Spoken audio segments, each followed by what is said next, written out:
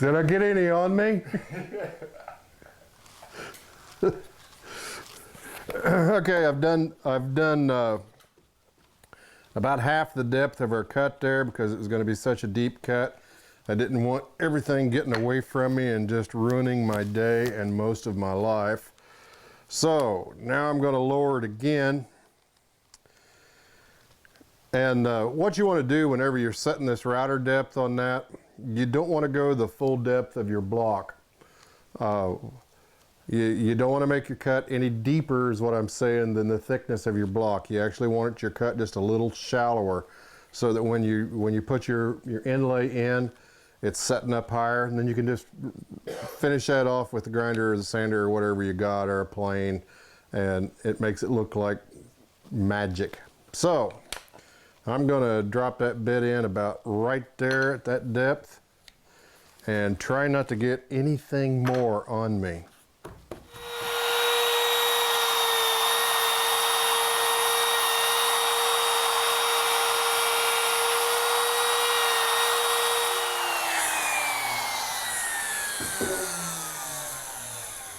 All right.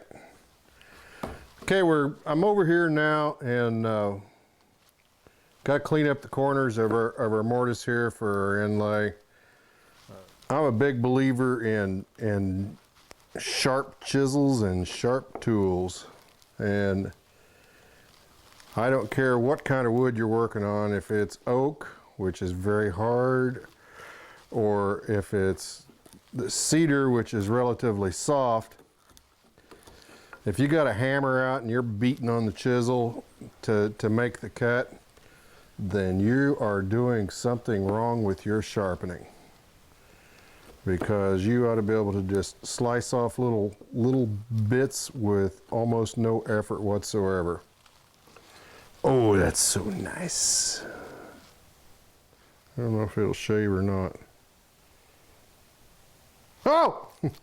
This kid, no, it doesn't shave.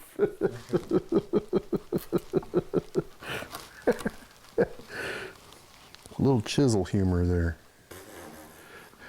Oh, wait a minute. There we go. Oh, look at that. It's like magic. Okay. I got this all, I got to use the air hose and blow the chips out of here.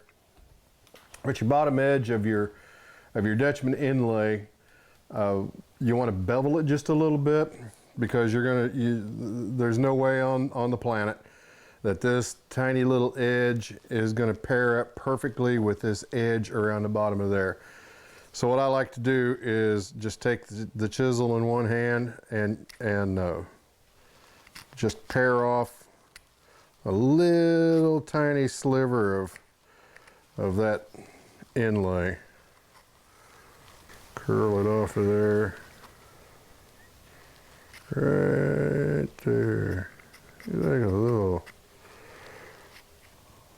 red-headed girl with little red-headed curls.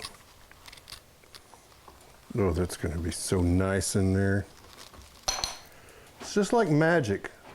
I just created magic here in this little shop. I need a piece of magic plywood, and I need some magic 5-minute epoxies. I'm going to put this, I don't have hardly any gap anywhere. I got a little spot right over here where I went a little insane with the router. Maybe a 32nd of an inch or so, but you can put these in with regular woodworking glue, which I normally do, and brush a little sawdust over the top or whatever. I'm going to put this in with 5-minute epoxy because I want the program to go fast. And here we go. We're going to mix this up. Never used this stuff, and almost everyone has. It comes in a lot of forms. It comes in the syringe looking thing where it's got each part and 2 sides. I like these bottles of it. Just mix this stuff up really good, and it starts looking kind of cloudy.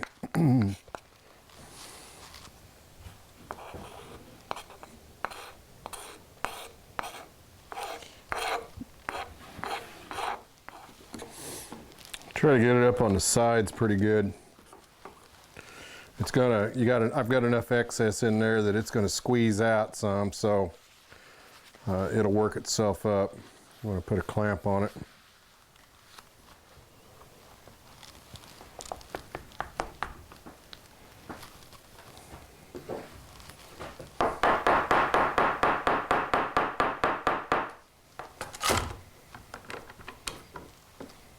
All right, here we are. I went ahead and cut my other Dutchman inlay over here on the other side, and it is still gooey that I touched it there. I'm sorry.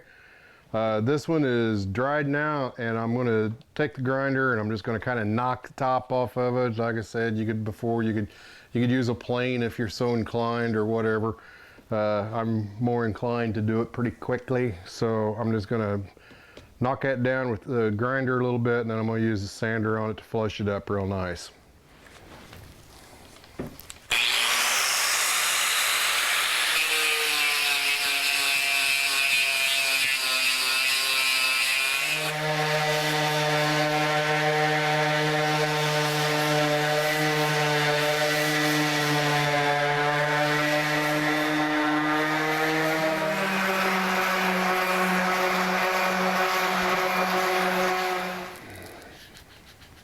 Okay. Oh, that sounded like we were bowling. Those look like those things that They do look like those. Guys I would juggle. if I had the ceiling height here, I'd juggle for you. Yeah. I can't juggle. I can do this. Danger, Will Robinson, danger!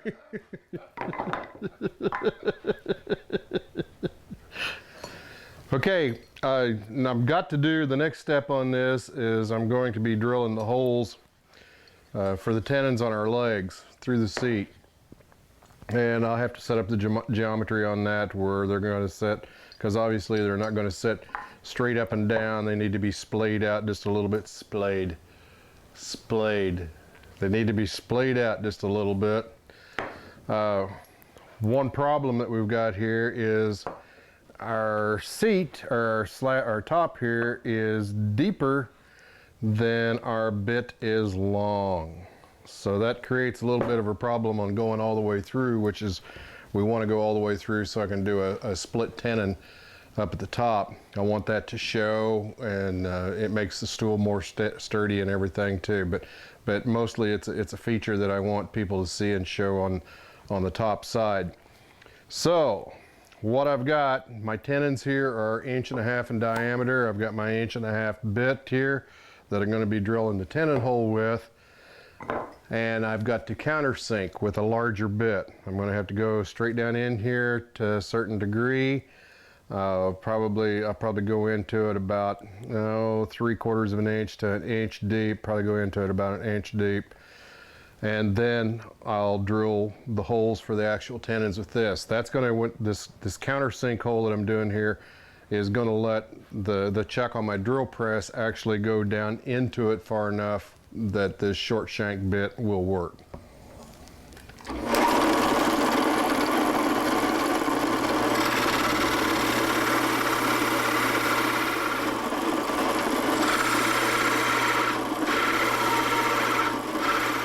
All right, we've got the holes countersunk here for our legs. And all that's going to do is give us clearance to drop the drill bit down in the holes a little bit farther, because as I said earlier, the short shank, we got to deal with it. These, I just kind of laid these out here with no certain degree apart, because we got some Dutchmen over here on the other side to deal with, and some cracks here and everything. So I just kind of threw those in there where they looked good. The beauty of having a 3-legged stool or a table or anything like that is you don't have to level them up. They're going to lay level no matter, it's going to sit level no matter where they're at. It's not like having 4 legs or 5 legs or anything. 3 always sits flat. And I've got to build me a little bit of a jig here somehow that's going to hold this at the angle that I want the holes to go in here at. So I'm going to have to build me a jig that's going to wedge it up a little bit so when the holes go in, the legs are going to be splayed out at the degree I want. And as far as getting them splayed laterally like I want, it's all just going to be eyeballing, because like as I've said, it's kind of a rustic style, and it's not real important for everything to be absolutely 100% on being exactly right with the world. What I'm more concerned with is what looks nice, what's going to look right whenever it's all done and over with. So I'm going to have to mess around here a little bit to get me a jig set up that's going to work for me, and we'll be right back. All right.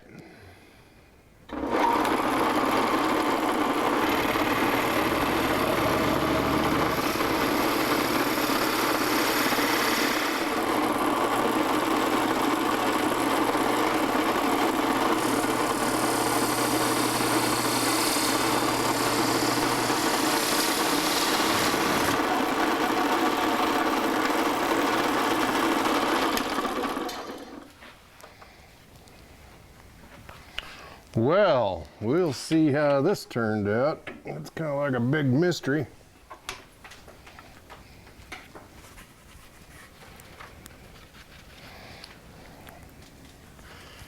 There's a hole already.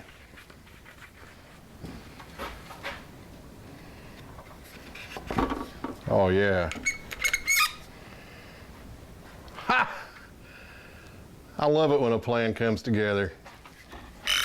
That's going to go all the way through. Got a little bit of a cleanup right there where it didn't get broke out, or it didn't get drilled all the way through. I stopped a little too quick.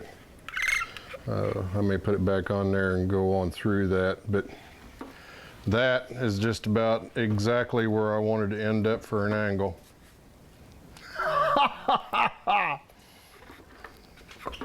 Alrighty, 2 more holes to go.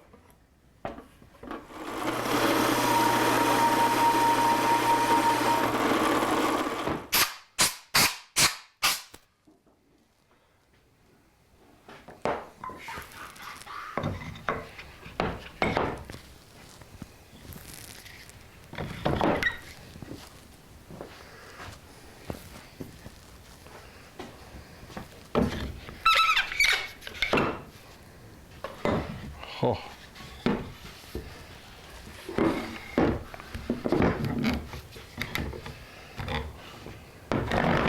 Look at that.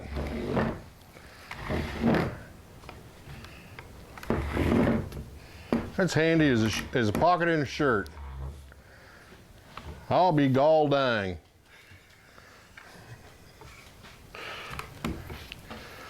Wonder how level she is. Come on, let's move over here, little friend. Look at that.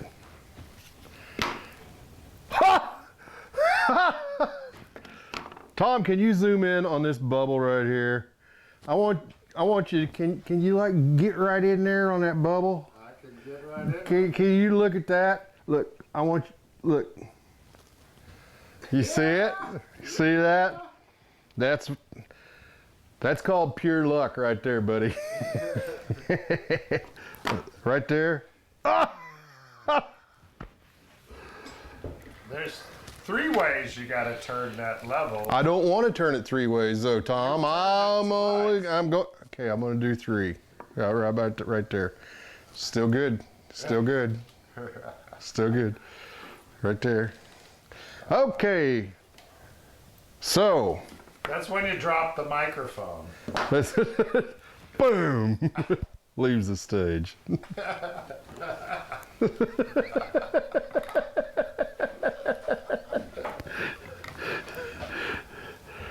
Okie dokie here. I need to mark the legs. I need to bob them off a little bit over here at the bandsaw. I need to number them, so I'm just going to do 1 and 3. And then I'm going to drag a pencil around the top of them here, just so long as I got some goodies sticking up. A little tenon poking up through, and after I bob them off, put them in there and wedge them, then I'll take a sander and flush them up so that it looks all pretty and sophisticated for all the girls that you want to impress.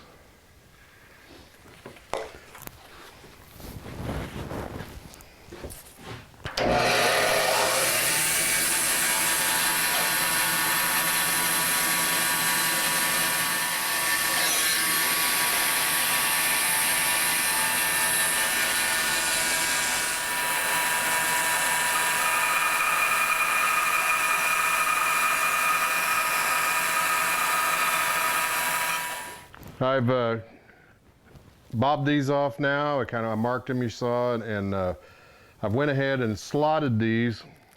When I put them in there from the top side, I've cut these little pieces of walnut into a wedge, and I'm going to glue the legs in, get them oriented correctly to the top. Then I'll put some glue in this slot, and I'm going to drive these down in there. And what that's going to do, whenever that gets tight, it's going to push that leg out against the sides of the tenon, or of the mortise, and it's going to get tight, and it is never ever going to come loose, ever. So right now, I'm going to put a little glue in those holes.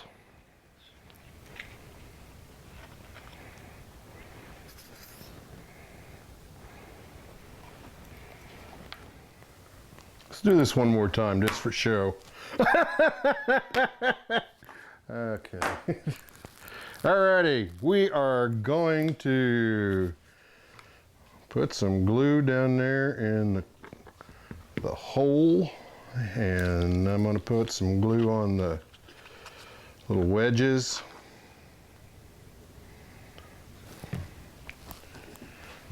And then I'm going to put her together forever.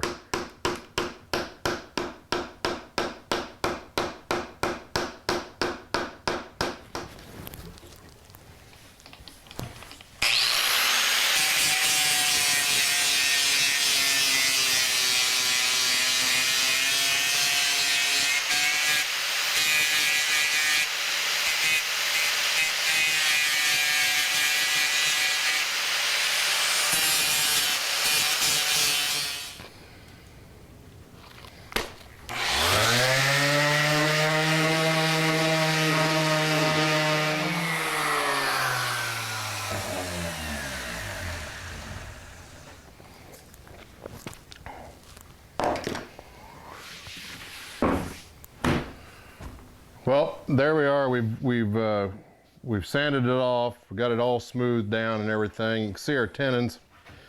They've almost completely flushed out here in the holes where the couple little chips are. They didn't, but gives it a real cool look. You got a lot of stuff to look at on top of this little stool. You got the Dutchman inlays. You got the natural features of the wood, the defects in the wood that to me on something like this is really cool to see and look at. You got the tenons coming through the top, and they're wedged there with little pieces of walnut. There's a whole lot to see whenever you look at a piece like this. And what I really want you to see, I'm going to put a little bit of, we don't have time with the restraints of the show. We don't have time to go ahead and give it a full finish or anything like that, but I'm going to get out some clear oil and put on this, and you're really going to see the colors pop on this, and it's going to turn into what I said earlier. Cedar just turns into a big piece of candy whenever you put the finish to it, and it just looks wonderful. I got the stain out here, and it's not really stain. All this is, this product's actually Minwax, and it's called natural. And what that means is it has no color whatsoever, where all the other stains has got some kind of color added to them.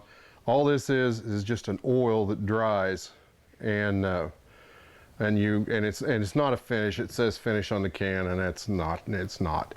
You do have to finish over the top of it whenever it dries out. But this is like my daughter that works here with us, Nikki.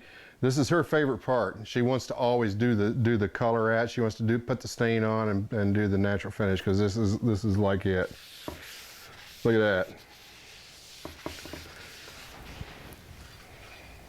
And it takes quite a bit of this to go, especially on this piece where we're dealing with a lot of end grain of wood, like on the seat part of the stool here. End grain soaks up lots more whatever, finish, paint, stain than what face grain does. It's just the nature of it. You're putting finish on the actual pores of the wood, into the pores of the wood, so it draws it up. And it looks like I'm putting on quite a bit, and I am, but it's just disappearing into the wood.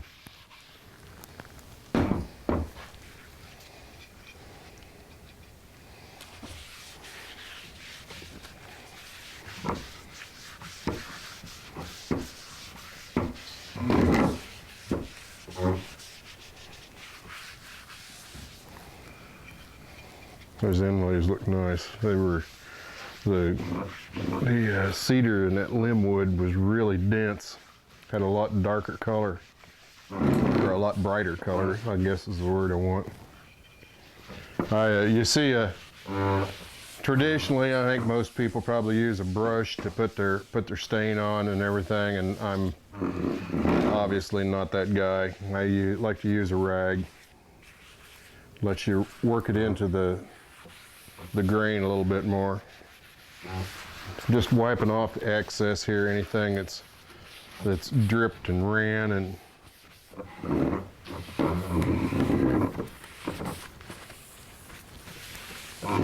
this is going to have to dry for usually let it dry for 24 hours or so before I put a finish to it.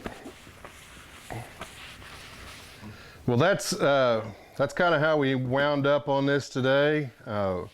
This project turned out to be a lot of fun. I really enjoyed doing this show today. It took a little more time than what I had anticipated, and a little more than what I'd warned Tom for at the beginning of the day. But it was a pretty worthwhile project. This top, my gosh, who wouldn't love looking at that thing? That's just the beauty of nature there, and that is amazing. And this stool, I'm going to tell you, if you like it and you would like to own it, I'm going to tell you how it's going to work. I'm going to donate this to the Boots and Black Tie event at the theater in town here in Macon, and it's going to be up for auction at the Boots and Black Tie event. I always make something every year and donate it, and I think this would go into that event just pretty darn well. But I got to be honest with you, before I take it to him and let him have it, my doctor said that he wanted a stool sample, and I got to take it by him. I don't know what one has got to do with the other, but I'm taking him a stool sample. I'm Jace Weber. This is North Missouri Woodworking on CVTV 22. Thanks for watching. Watch with us next time. I'm looking forward to seeing you. Bye-bye.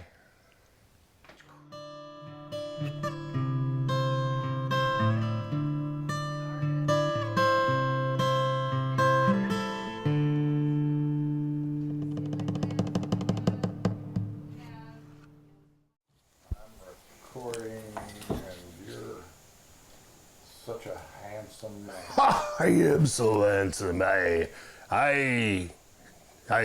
Okay. I'm making peg legs for the whole crew. I have me wooden hand here. We couldn't afford a hook. I got me a wooden hand. I hard to scratch my head with it. All right. Square that up right there. That's what I'll do. And the old cedar makes your life easier.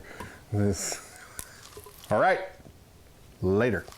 Tore it up, cutting a huge log on the I don't know what the hell's going on there. That was a weird sound taking place. Bob those little blocks off. Bob those little blocks off. Hey, Tom. Hey. I ever tell you I made one of these for my doctor? No. He wanted a stool sample, so this is what I made him. Stool sample. I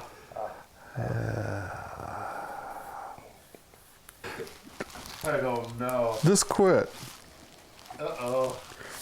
It's not plugged into electricity. Yeah. I need it plugged into electricity. I can get rid of that grinder off the bench too because I am through with that grinder. Whoa, whoa, whoa, whoa! Did you see that? That son of a gun fired up like a prom date.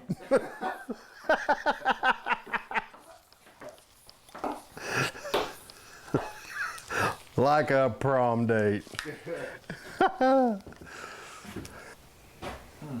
Did Red Skelton wear bow ties? I believe so.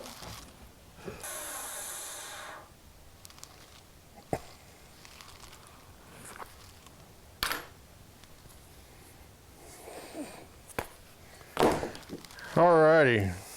Wait just a minute. Let me clean myself up a bit. Wait. A peace sign here on me.